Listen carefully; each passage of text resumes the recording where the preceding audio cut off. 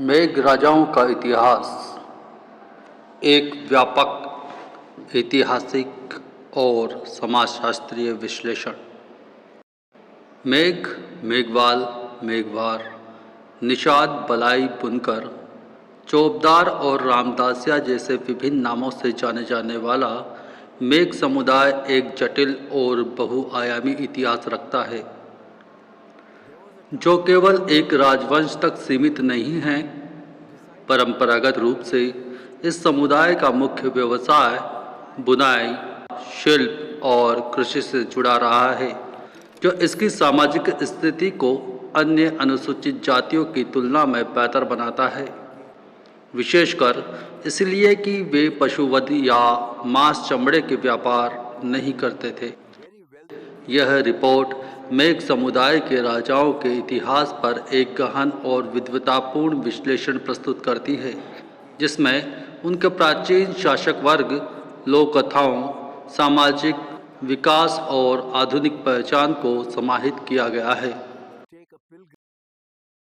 इस शोध का उद्देश्य इस समुदाय के गौरवशाली अतीत को पुरातात्विक साक्ष्यों, मौखिक परंपराओं और लिखित अभिलेखों के आधार पर उजागर करना है, जिससे एक सटीक और विश्वसनीय ऐतिहासिक आख्यान स्थापित हो सके। इस विश्लेषण में एक महत्वपूर्ण अवलोकन यह है कि मेघ समुदाय के इतिहास को दो मुख्य धाराओं में देखा जा सकता है, एक जो अकादमिक और पुरातात्विक साक्ष्यों पर आधारित है और दूसरी जो लोक कथाओं, मौखिक परंपराओं और समुदाय विशिष्ट साहित्य कार्यों पर निर्भर करती है। यह द्वंद्व इस बात को रेखांकित करता है कि हाशिए पर रहने वाले समुदाय के लिए मौखिक परंपराएं अक्सर इतिहास को संरक्षित करने का एकमात्र महत्वपूर्ण माध्यम होती है, जहां आधिकारिक अभिलेखों में उनका उल्लेख या तो अधूरा होता है या अनुपस्थित। यह उनके इतिहास की अनूठी प्रकृति को दर्शाता है, जहां एक गौरवशाली अतीत को लोक कथाओं और सामुदायिक स्मृति के माध्यम से जीवित रखा गया है। आधुनिक विद्वानों और समाज सुधारकों जैसे डॉक्टर M.L. परिहार और स्वामी गोकुलदास के प्रयासों ने मेघ समुदाय के लिए अपने खोए हुए इतिहास को फिर से खोजने का एक महत्वपूर्ण प्रयास किया है। यह प्रयास केवल ऐतिहासिक शोध नहीं है, बल्कि एक सामाजिक और राजनीतिक आंदोलन भी है, जो डॉक्टर बाबा साहब भीमराव अंबेडकर के इस विचार से प्रतिध्वनित होता है कि जिस समाज का अपना इतिहास नहीं होता, वो कभी शासक नहीं बन पाता। इस प्रकार इतिहास का यह अध्ययन केवल अतीत को जानने के लिए नहीं, बल्कि वर्तमान पहचान और भविष्य के सशक्तिकरण के लिए भी आवश्यक है। प्राचीन उत्पत्ति, पौराणिक कथाएं और पुरातात्विक साक्ष्य। मेघ समुदाय के इतिहास की जड़ें प्राचीन भारत की पौराणिक और ऐतिहासिक कथाओं में गहरी है। मेघवंश की उत्पत्ति राज ऋषि वृत्त या मेघ ऋषि से मानी जाती है। कुछ विद्वानों ने वृत्त को सप्त सिंधु क्षेत्र का पुरोहित नरेश माना है, जिसे वैदिक साहित्यों में आर्यों के प्रमुख प्रतिद्वंदी के रूप में चित्रित किया गया है।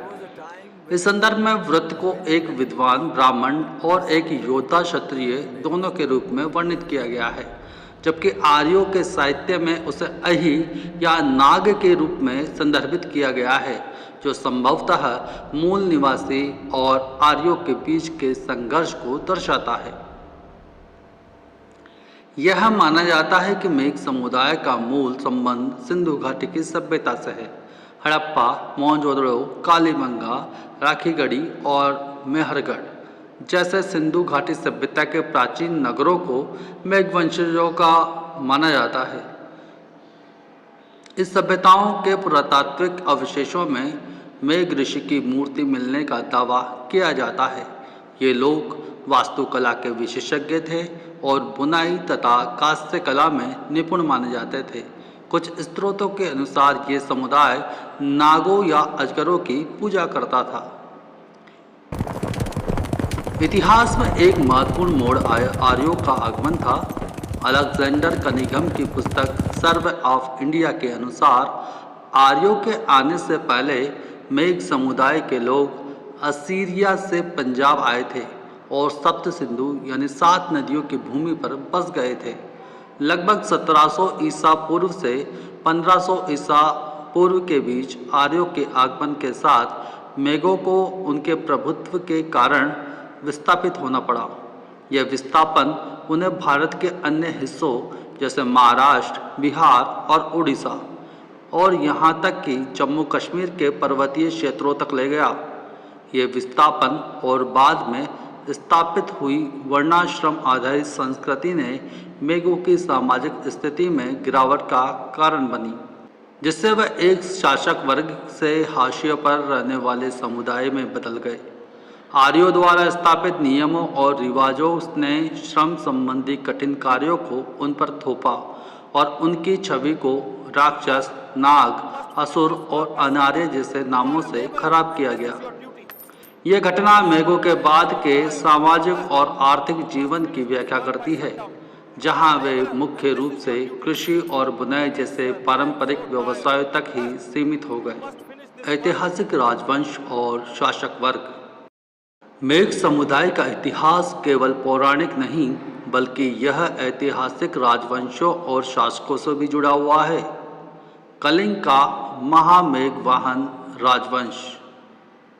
मौर्य साम्राज्य के पतन के बाद चेदी राजाओं ने कलिंग पर शासन किया। ये शासक स्वयं को महामेघवंश का मानते थे और अपने नाम के साथ महामेघवाहन की उपाधि जोड़ते थे। इस वंश के सबसे प्रतापी शासक राजा खारवेल थे, जिन्होंने मगध के पुष्यमित्र को पराजित किया और दक्षिण भारत यानी वर्तमान तमिलनाडु क्षेत्र पर विजय प्राप्त की। कलिंग के ये राजा जैन धर्म का पालन करते थे। कौशांबी के मेघराज। गुप्त वंश के उदय के समय कौशांबी एक स्वतंत्र राज्य था। इसका शासक मेघराज मेघवंश से आया था और बौद्ध धर्म का अनुयायी था। सिंध के धादु और सुमरा शासक।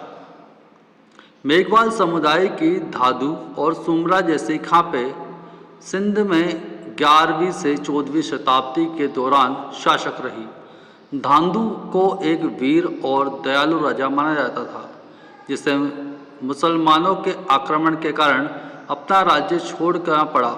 सुमरा शासकों ने बाद में इस्माइली धर्म को अपना लिया था। युद्ध में मेघ सैनिकों की वीरता। जालोर के युद्ध में जो 1311 से 12 ईस्वी के बीच लड़ा गया, बीजड़ और लिम्बा मेघवाल जैसे सैनिकों ने अलाउद्दीन खिलजी की सेना के खिलाफ बहादुरी से लड़ाई लड़ी। ये आख्यान बताते हैं कि मेघवाल समाज के युवा न केवल साहसी और वीर हुआ करते थे, अपितु शासन करने की कला भी उनमें थी। सामाजिक, सांस्कृतिक और आर्थिक जीवन का विकास। मेघ समुदाय की पहचान उनके पारंपरिक व्यवसायों, समृद्ध सांस्कृतिक प्रथाओं और बहुलवादी धार्मिक मान्यताओं में निहित है। उनका पारंपरिक पेशा कृषि और बुनाई था। वे विशेष रूप से कढ़ाई और कपड़ा उद्योग में अपना योगदान देने के लिए जाने जाते हैं। खासतौर पर सिंध और बलूचिस्तान की मेघवाल महिलाओं द्वारा बनाई जाने वाली सुंदर कशीदाकारी और रल्ली के लिए। समुदाय की धार्मिक पहचान उनकी ऐतिहासिक यात्रा को दर्शाती है। वे शिव और नागों के उपासक थे, जो उनके प्राचीन पूर्व आर्य संबंधों का संकेत देते हैं। वे नास्तिक और समतावादी ऋषि चारवाक के भी अनुयायी हैं। यह एक महत्वपूर्ण तथ्य है क्योंकि यह उनके धार्मिक इतिहास में एक विशिष्ट परत को जोड़ता है, जहां प्राचीन दर्शन और विश्वास बाद के हिंदू धर्म में जुड़ते हैं। वे लोग देवताओं जैसे गोगा जी, तेजा जी, रामदेव जी, पंकर माता, डालीबाई और कबीर की पूजा करते हैं। वे राजा बलि को भी भगवान मानने और उनकी वापसी की प्रार्थना करने की केरल के ओणम त्योहार की परंपरा को भी मानते हैं। ये धार्मिक समावेशिता और समय के साथ साथ विकसित होने वाली अनुकूलनशीलता को उजागर करती है। मेघ समुदाय की पहचान उनकी समृद्ध मौखिक परंपराओं और लोक कलाओं से भी जुड़ी हुई है। राजस्थान में उन्हें रीखिया कहा जाता है, जो रामदेव जी के भजन कीर्तन में गायन करते थे। कामड़ उपजाति के लोग बाबा रामदेव के अनुयायी हैं और 13 ताली नृत्य के लिए प्रसिद्ध हैं। पारंपरिक वेशभूषा में पुरुषों के लिए धोती कुर्ता शामिल है, जबकि महिलाओं और बच्चों के लिए आभूषणों का प्रचलन अधिक है। बच्चों को नज़र से बचाने के लिए काजल लगाने और चांदी के कड़े व नजरिए जैसे आभूषण पहनाने की परंपरा आज भी इस समुदाय में प्रचलित है। आधुनिक युग में मेघ समाज, चुनौतियां और प्रगति। आज मेघ समुदाय मुख्य रूप से उत्तर पश्चिम भारत, राजस्थान, गुजरात, पंजाब, महाराष्ट्र, हिमाचल प्रदेश और पाकिस्तान में फैला हुआ है। 1981 की जनगणना के अनुसार राजस्थान में मेघवाल और मेघवार के रूप में अधुसूचित लोगों की संयुक्त जनसंख्या 8,89,300 थी। सरकारी दस्तावेज़ों में मेघवाल जाति को अनुसूचित जाति यानी 80 में शामिल किया गया है। समुदाय की सामाजिक स्थिति में एक विरोधाभास देखने को मिलता है। एक और उनकी पारंपरिक आर्थिक स्थिति, जो बुनाई और कृषि पर आधारित थी, ने उन्हें अन्य अनुसूचित जातियों की तुलना में बेहतर सामाजिक सम्मान दिया। दूसरी ओर उन्हें अभी भी सामाजिक बहिष्कार जैसे हुक्का पानी बंद करने की सामाजिक बुराई और जातिगत पूर्वाग्रहों का सामना करना पड़ता है। यह विरोधाभास दर्शाता है कि एक अपेक्षाकृत बेहतर आर्थिक स्थिति भी पूरी तरह से जातिगत भेदभाव को खत्म करने के लिए पर्याप्त नहीं थी। हालांकि 20वीं शताब्दी में मदाजी मेघ और उमदा राम जी कटारिया जैसे समाज सुधारकों ने मेघवंशी सुधार सभा की स्थापना कर समुदाय को संगठित करने का महत्वपूर्ण प्रयास किया।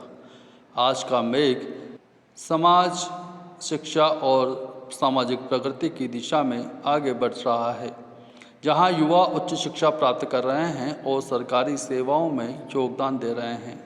कई लोग राजनीति के माध्यम से समुदाय के राजनीतिक भागीदारी में बढ़ोतरी कर रहे हैं, जो राष्ट्रीय स्तर पर भी महत्वपूर्ण पदों पर रहे हैं।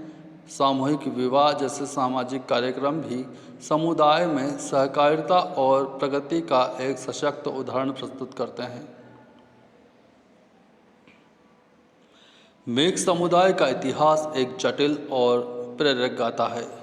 यह एक ऐसा आख्यान है जो पौराणिक कथाओं, जो मेघ ऋषि, पुरातात्विक साक्ष्यों, जो सिंधु घाटी सभ्यता, और ऐतिहासिक अभिलेखों, महावेगवाहन राजवंश और एक साथ इन सभी को बुनता है। यह रिपोर्ट दर्शाती है कि यह समुदाय कभी शासक वर्ग का हिस्सा था, लेकिन बाद में सामाजिक परिवर्तनों ने उनकी स्थिति को इस प्रकार बदल दिया कि वो निम्न दर्जे के माने जाने लगे।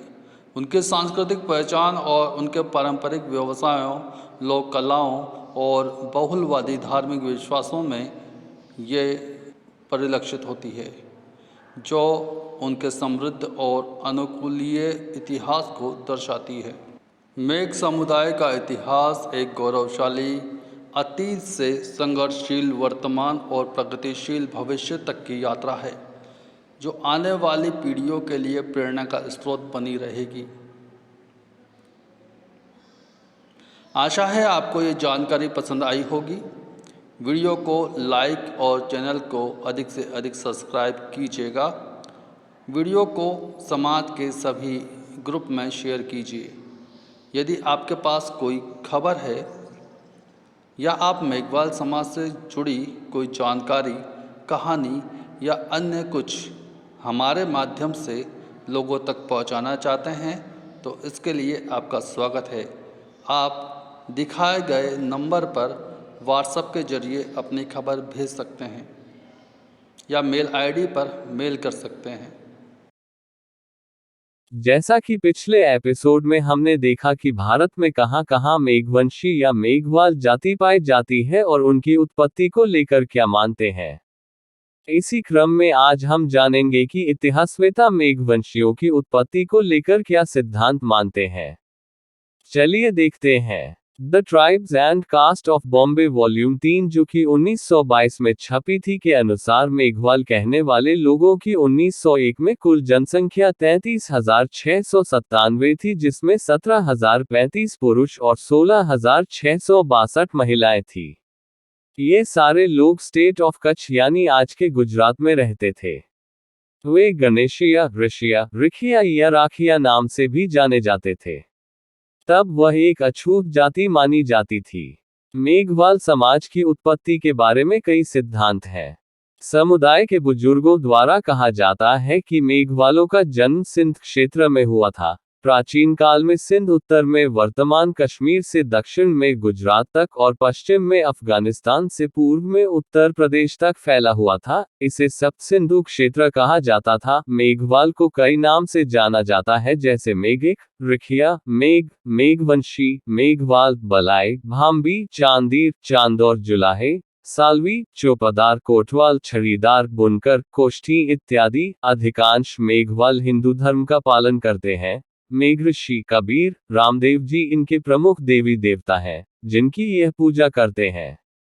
एक सिद्धांत के मुताबिक भारत पर मुस्लिम आक्रमण के दौरान राजपूत, चारण, ब्राह्मण और जाट सहित कई उच्च जातियों के लोग भाम्बी जाति में शामिल हो गए। इसके कारण मेघवाल समुदाय 5 उप समूहों में विभाजित हो गया। मेघवालों के इन उपजातियों में सांस्कृतिक विभिन्नता पाई जाती है। हालांकि अपनी पिछली पहचान के बारे में जागरूक होने के कारण यह अपने पुराने रीति रिवाजों, परंपराओं और प्रथाओं को बनाए रखे है। मेघवाल के उत्पत्ति के पहला सिद्धांत। मेघऋषि के वंशज है मेघवाल। जातियों के नाम किसी न किसी कारणवश रखे गए और कोई नाम देना पड़ा। अब सोचना यह है कि मेघ जाति का मेघ नाम क्यों रखा गया। क्या ये कर्म पर या किसी और कारण से रखा गया। एक पुस्तक मेघवंश इतिहास ऋषि पुराण के अनुसार, जो कि स्वामी गोकुल दास के द्वारा लिखी गई है, ब्रह्मजी के पुत्र मेघऋषि से मेघवंश चला है। ब्रह्माजी के 10 मानसी पुत्रों में से वशिष्ठ, अत्रि, अंगिरा, अगस्त्य गोत्र इस जाति में अभी भी पाए जाते हैं। अतः ये स्पष्ट है कि इस जाति का मूल स्रोत इन्हीं ऋषियों से है और इसलिए इस जाति की उपाधि ऋषि अर्थात ऋषिक प्राचीन काल से प्रचलित है। वशिष्ठ ऋषि राजाओं और देवताओं के पुरोहित थे। पुरोहित ब्राह्मण भी ब्रह्मक्षत्रिय पुकारे जाते हैं। ब्रह्माजी के पुत्र मेघऋषि थे, जिनसे मेघवंश चला। ये ब्राह्मक्षत्रिय थे। इससे स्पष्ट है कि मेघवाल समाज ब्राह्मणों और क्षत्रियों का मिला हुआ समाज है, क्योंकि इस जाति के कुछ प्राचीन वंश गोत्र ब्राह्मणों से और कुछ क्षत्रियों से मिलते हैं। मेघवाल के उत्पत्ति के दूसरा सिद्धांत। आर्यन आक्रमण सिद्धांत। रिपोर्ट मरदुमशुमारी राज मारवाड़ 1891 पुस्तक अनुसार परमेश्वर ने अपने बदन के मैल से एक पुतला बनाया और उसको जिंदा करके मेघचंद नाम रखा। उसके 4 बेटे हुए, रांगी, जोगा, चंद और आदरा। इस पुस्तक में आगे ये भी लिखा है कि बाजे मेघवालों ने यूं भी लिखाया है कि मेघचंद असल में ब्राह्मण थे और मेघऋषि कहलाते थे। उनकी औलाद मेघवाल है। आर्यों के आने से पहले सप्त सिंधु क्षेत्र में बसे लोग मेघ ऋषि, जिसे वृत्र भी कहा जाता है, के अनुगामी थे या उसकी प्रजा थे। यह उल्लेख वेदों में आता है। आदिकाल से ही मेघ लोग अपने मूल पुरुष के रूप में मेघ नामधारी महापुरुष को मानते आए हैं। यह मूल पुरुष ही उनका गोत्र करता है। इसे सभी मेघवंशी मानते हैं। आर्यों का आगमन ईसा से लगभग 1500 वर्ष पूर्व माना जाता है और इस दौरान आर्यों के बड़ी संख्या में आने की शुरुआत हुई और इस क्षेत्र में मेघवंशियों के साथ लगभग 500 वर्ष तक चले संघर्ष के बाद आर्य जीत गए। आर्य आक्रमण सिद्धांत के अनुसार मेघवाल भारतवर्ष के मूल निवासी थे और सिंधु घाटी सभ्यता में रहने वाले यही थे। सिंधु घाटी सभ्यता अपने समय की सबसे बड़ी सभ्यता थी और विशाल क्षेत्र में फैला था। अपने चरम पर यह उत्तर में हिमालय और पूर्व में वियतनाम तक फैला हुआ था। लेकिन आर्यों के आक्रमण या पलायन के कारण ये सभ्यता लुप्त हो गई। इन भूमध्य सागरीयों के बारे में सिंधु घाटी सभ्यता अपने समय की सबसे बड़ी सभ्यता थी और विशाल क्षेत्र में फैला था। अपने चरम पर यह उत्तर में हिमालय और पूर्व में वियतनाम तक फैला हुआ था। लेकिन आर्यों के आक्रमण या पलायन के कारण ये सभ्यता लुप्त हो गई। इन भूमध्य सागरीयों के बारे में नवीनतम 20वीं शताब्दी की स्थिति से पता चलता है कि उन्हें मेड्स उसके बाद मेघ के रूप में जाना जाता था। सिंधु घाटी में रहने वाले लोग देश के अलग अलग हिस्सों में चले गए। अलग अलग पेशा अपनाने के कारण वे अलग अलग नाम से जाने जाने लगे, जैसे भगत, भक्त, मेघवाल, मेघोवाल, माहेश्वरी, बलाई इत्यादि। कई तरह के पेशा चुनने के कारण वे कहीं क्षत्रिय, कहीं वैश्य, कहीं ब्राह्मण बन गए। मेघवाल का अर्थ ही होता है मेघों का समूह। ऋग्वेद में देवताओं और राक्षसों के बीच एक बड़े युद्ध का जिक्र है। वो है देवताओं के राजा इंद्र और राक्षसों के राजा वृत्रासुर के बीच। मेघवाल शब्द की उत्पत्ति इसी लड़ाई से मानते हैं। कहा जाता है कि शुरू के लड़ाइयों में वृत्रासुर ने इंद्र को हरा दिया था। ऐसा संभव इसलिए हो पाता कि वृत्रासुर चारों तरफ से काफी सैनिकों के साथ हमला करता था, जिसे मेघ की संज्ञा दी गई।